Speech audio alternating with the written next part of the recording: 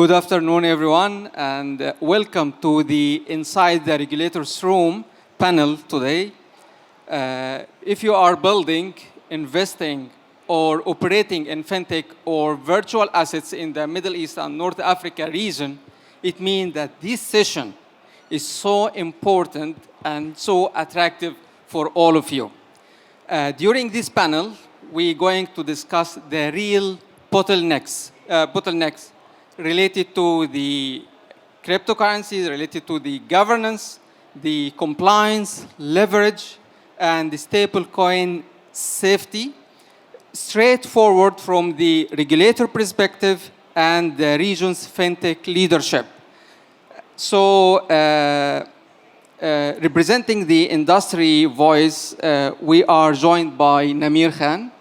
Namir is chairman and founder of the MENA Fintech Association. He has been driving force behind fintech collaboration across the region, connecting founders, institutions, and regulators to unlock scalable growth. Thank you for joining us, Namir. Thank you for having me. And our regulatory lens today comes from Paul Boots. He is the Senior Director and Head of Sector Development at VARA. Paul is at the heart of Dubai virtual assets ecosystem, helping firms move from ambition to approval while raising the bar on governance, anti-money laundering control, and market integrity. It's my pleasure to have you at my panel. Thank you. Nice to see you. Okay, and myself, Ahmed Allam, I am a senior financial expert at His Highness Ruler Court. I'm specialized in financial fraud investigation related to the cryptocurrency and virtual assets, company liquidation and evaluation. So let's start with the most practical to the most practical way to expand across the region. Namir, I would like to direct my first question to you. So if a founders want to scale across the MENA region in 2026, and based on the current condition, economical condition and financial situations we are facing since the beginning of 2026, what is the most realistic go-to-market strategy you recommend? Shall he apply the multi-licensing strategy, partnership strategy, or something else from your own perspective? Thank you. So it's a combination of all. First of all, a very good morning. Well, good afternoon to you all. I was in the morning mode.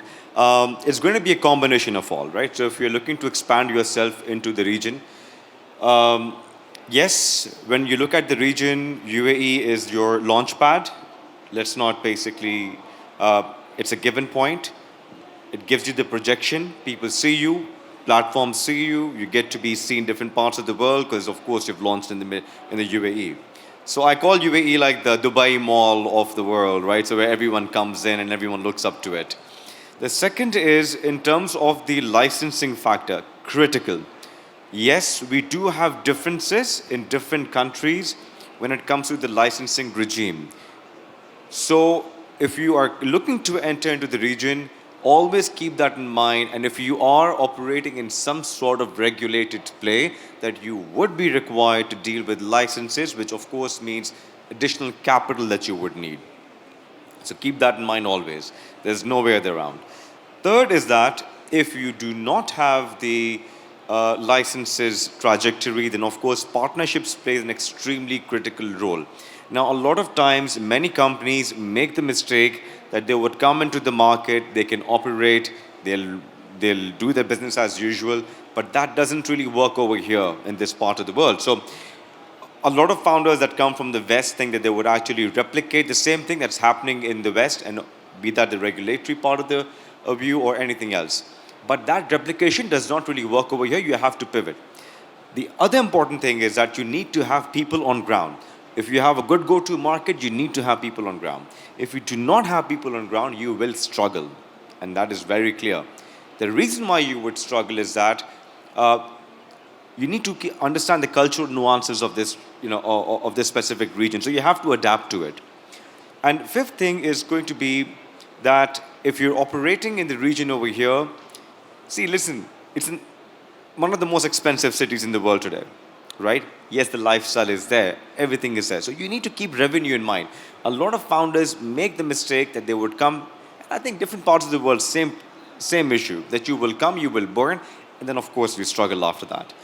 Yes, there is capital in the market, but you also have to showcase some form of revenue. So in my perspective, your team is going to play an extremely critical role. One of the important factors that you need to have is to ensure that you have a good team on ground, because that is where your partnerships will also occur from. You cannot create partnerships in this market without being here. That's amazing, actually. So, moving from the founder perspective to the regulator perspective. Paul, you are coming from the Virtual Assets Regulatory Authority, the main regulator for the mainland in Dubai. So, I would like to get or to clarify the Dubai big picture direction in the virtual assets. So, what does VARA want Dubai to be for virtual assets? Are VARA or is Dubai targeting to apply the strict safe haven, or they are targeting to be the global hub of the virtual assets in the area? Thank you, and great question. And that question actually comes down to the reason why VARA was established. VARA has been around only for a few years, and the way that the establishment of VARA came about is that Dubai wanted to continue to diversify its economy, continue to attract the right kind of businesses, and in general, the digital economy is a very important part of that.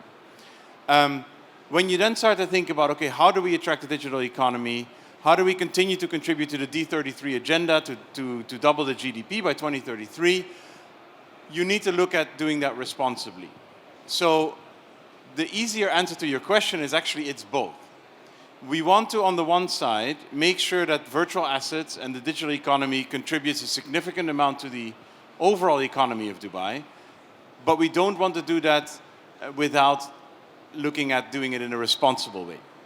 And that's why VARA was set up, is to, on the one side, implement and develop and design and enforce on the rules that we can set up for virtual assets. That allows us, therefore, to attract the right kind of entities to come here, to attract the kind of companies that will add value to the economy, that are doing business in the right way, rather than attracting companies that may have other ideas. So how VARA try to balance between attracting the companies and the traders and the virtual assets company and set the tone at the top with a high level standard to make sure that the market and the situation is stable in the area? Yeah, that's a great point, right? The way that we look at that is, first of all, the regulation that we've implemented and the rule books that we've developed are designed to be a full financial regulator. So this is not what you would see potentially around the world of a registration regime or a minimum kind of submission of certain documents.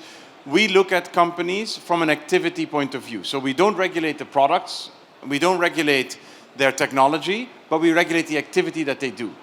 And that's quite an important point. So if you're a broker-dealer, we regulate you like a broker-dealer with everything that comes with the responsibility that comes with that.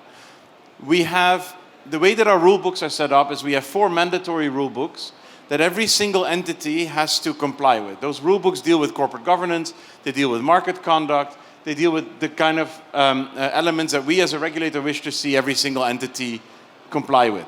Then we have activity-specific rule books that are designed to allow you to do and to enable you to do the kind of activity that you want to do, but making sure that at all times investors and market integrity is protected.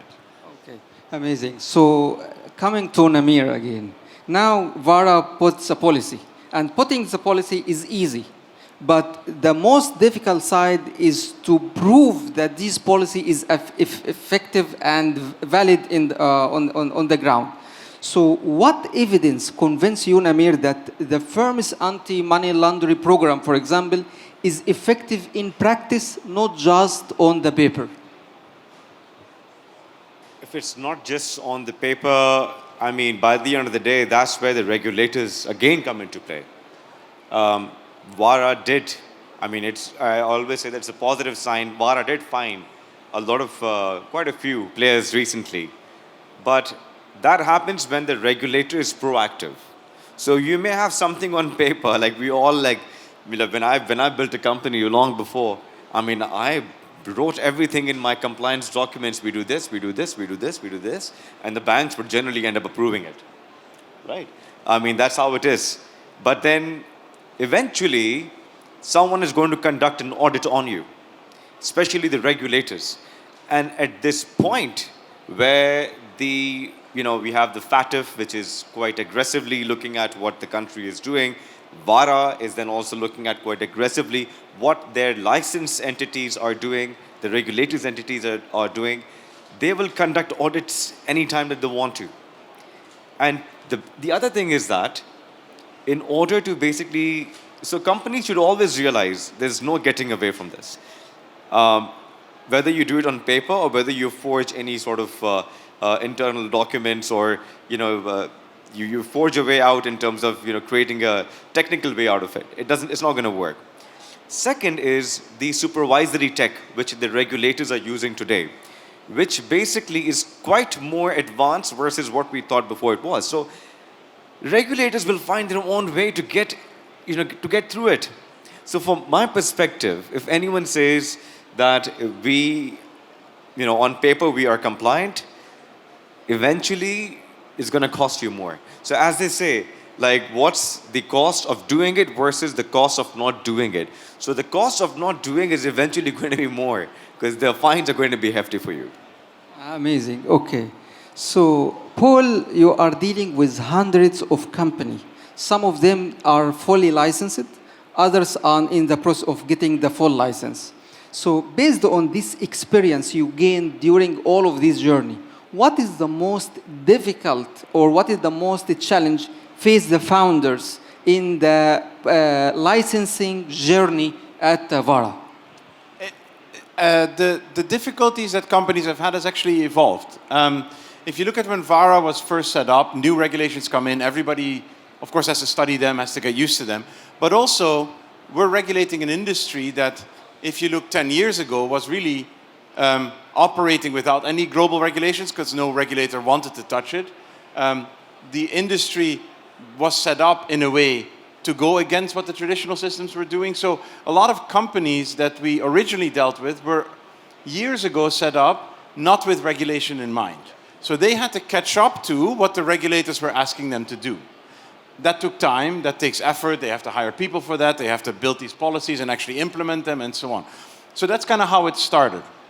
And that's what the difficulties were that they were facing. What we're seeing now, it's more around, and it was mentioned earlier a little bit, how do you localize your global policies?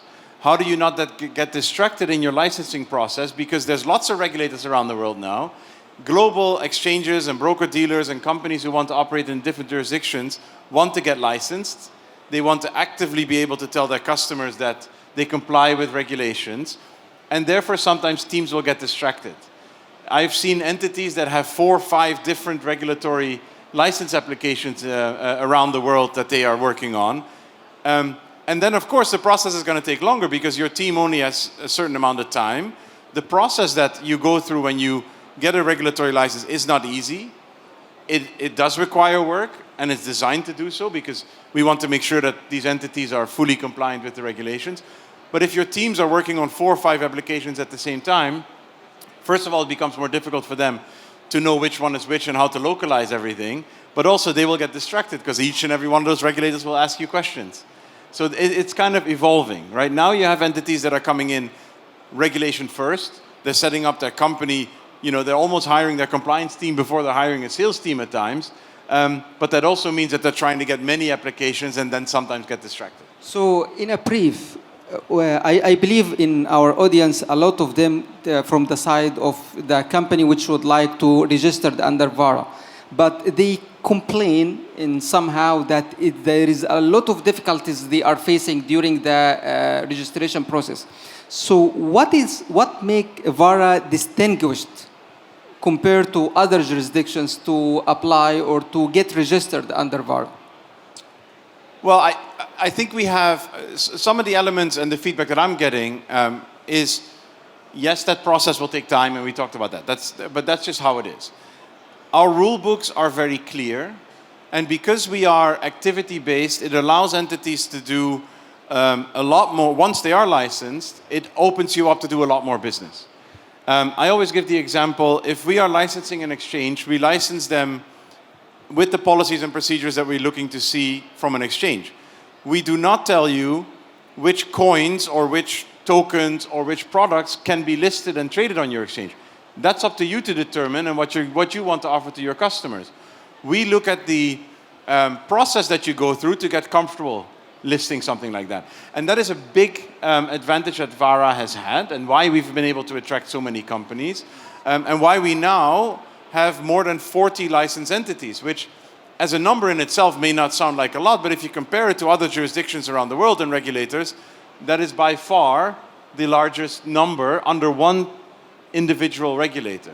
So being part of Dubai government, being part of the initiatives that we have, yes, we are a regulator and we have a responsibility to investors and to the market, and we take that job very serious, but we are also still always going to be business friendly in the way that we look at it.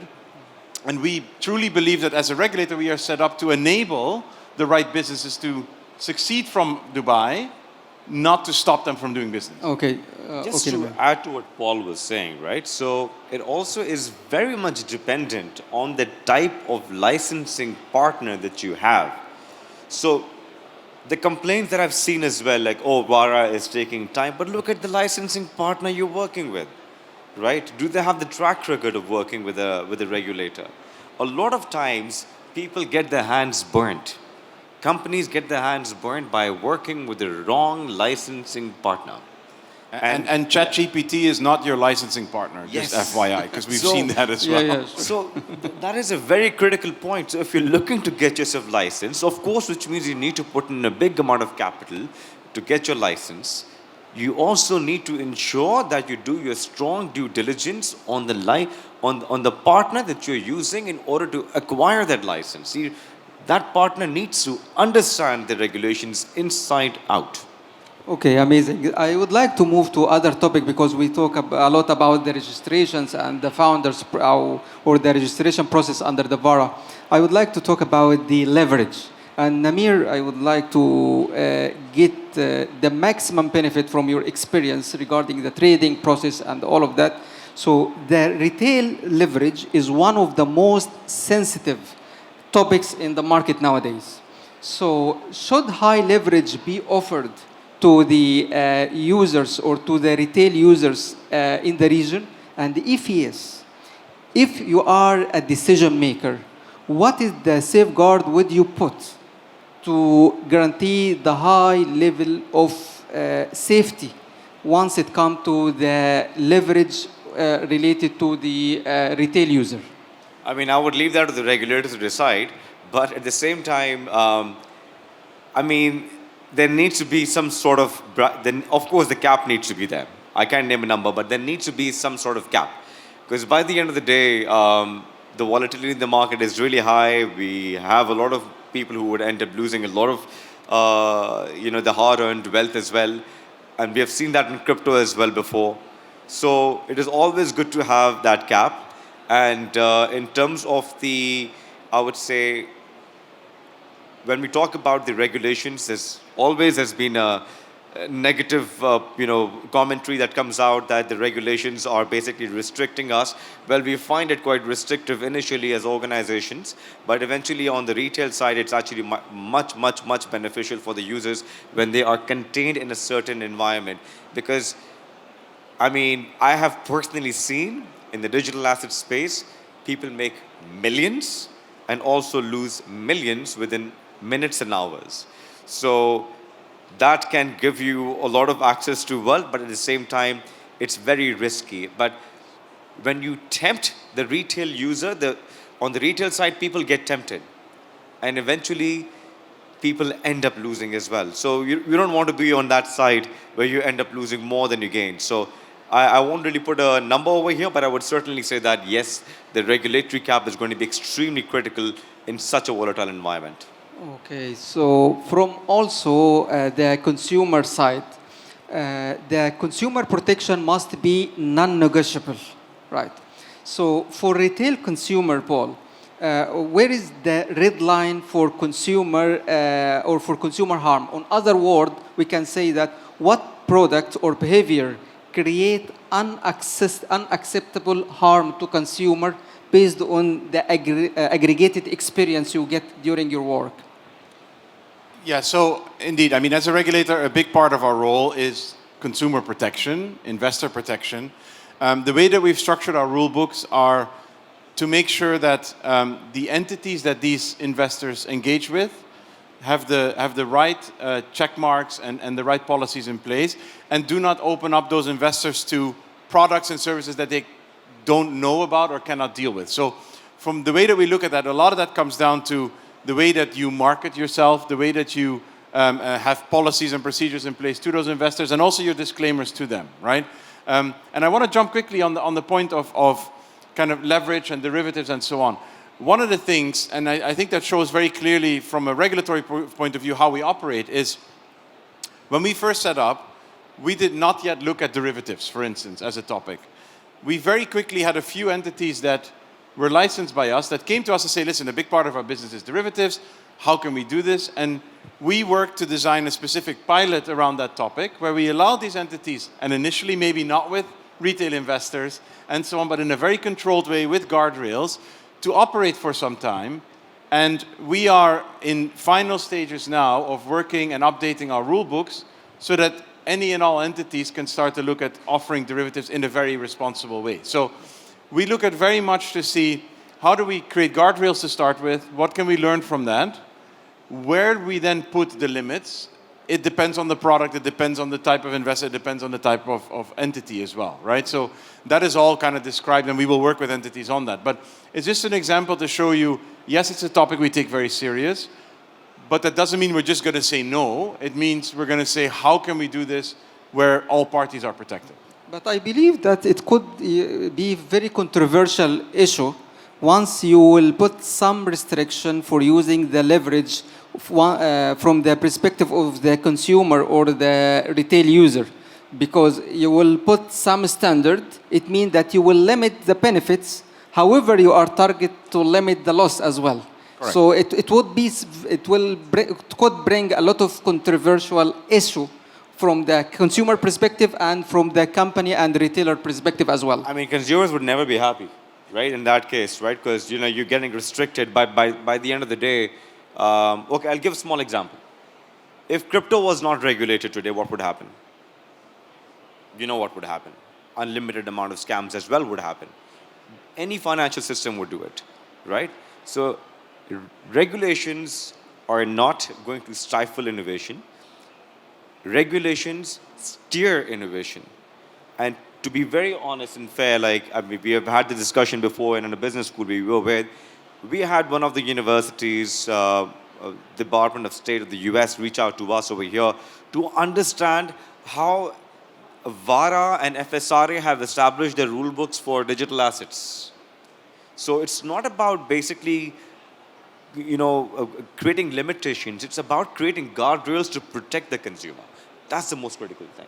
Okay. Unfortunately, we almost ran out of time. So I will have last question for both of you guys. Based on your experience in the region, specifically we are talking about the MENA region, what is the main advice you should provide to both the retailer and the company which is target to be licensed under the VARA? Starting from Namir, how you advise, or what is the main advice you are providing for the consumer and for the founders or for the company which is targeting to be licensed under the VARA? Great. I will stay away from the regulatory part. I would leave that to Paul. But on the go-to market, I would strongly recommend understand the market before you enter the market. That's critical. Your product that you are going to be launching in the market, will that have buyers? Is that a government buyer? Is that an enterprise buyer? Are you targeting a business B2C sort of a business model that you have, but B2C is difficult in this market. So you need to understand if it's going to scale or not. Okay, then the next thing is that how it's going to scale. Do you have, what kind of partnerships do you need? Do you have the right people who will help you connect with those partnerships? Because this market is more evolving around who you know and how you know. Network effect is really critical over here. So you need to understand that.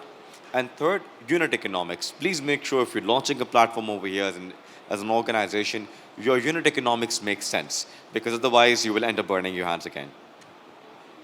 And I see we're out of time, but I'll go quick. I think for retail investors, our recommendation or our mandate would always be make sure when you are interacting with a platform, that it's a fully regulated and licensed platform, because that has the right protections in place also for you. For the companies themselves, come into the process prepared, understand that it's going to take effort and time, and also come and engage with us early. We're not the kind of regulator where you have to give us everything in advance and only then will we speak to you. Myself, our team, we are always happy to have a quick discussion. If you have any questions about the process, how it works, what it's like to set up here in Dubai and so on, we have an open door. So we're more than happy to speak with you early on. Thank you, Namir. Thank you, Paul, for your insight or for your amazing and brilliant idea and thoughts. And thank you, everyone, for joining us. And I wish you will enjoy the rest of IFX Expo. Thank you.